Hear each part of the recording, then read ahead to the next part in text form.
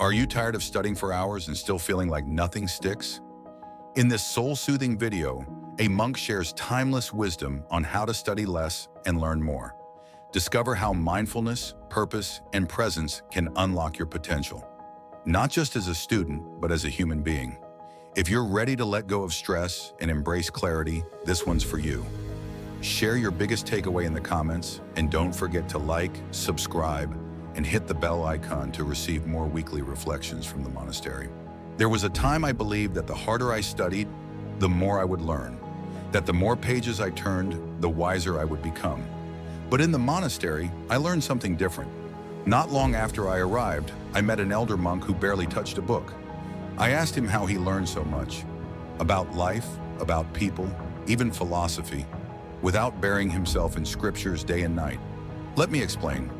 In today's world, we've turned learning into a race, a competition. More notes, more hours, more coffee. But real learning isn't about the time you put in.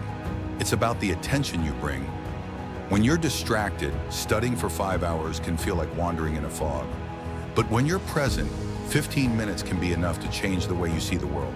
So how do you study less and learn more? Let me share 3 lessons I've learned from both scriptures and silence. Lesson 1, learn to be fully where you are. We used to sweep the monastery grounds every morning. One broom, one path, no podcasts, no multitasking, just sweeping. That's when I realized that the mind learns best when it isn't scattered. Before you open your book or begin revising, take 3 deep breaths. Remind yourself, I am here now. Even if you study for only a short time, do it with full presence. That's where wisdom begins. Lesson 2, don't study more. Study with meaning. When we chant, we don't recite everything. We chant what matters most.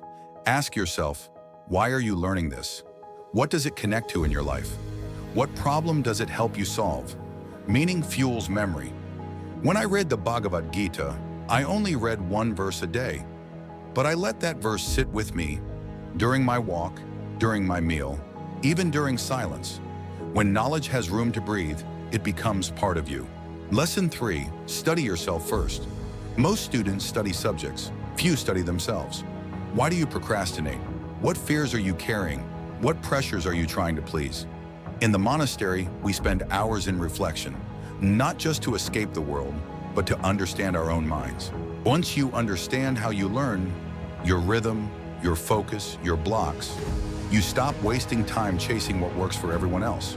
So how do you study less?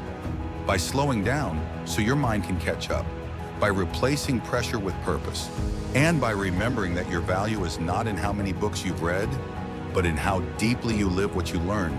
Let me leave you with this. A single candle can light 1,000 others, but a rushed flame burns out quickly. Be that calm, steady flame. The world and your future will be brighter because of it. If this message touched something in you, take a moment, pause, breathe, reflect. And if you feel called to continue this journey of mindful learning, I invite you to subscribe. Every week, I'll be here, under this tree, waiting. May you study less, learn more, and live fully.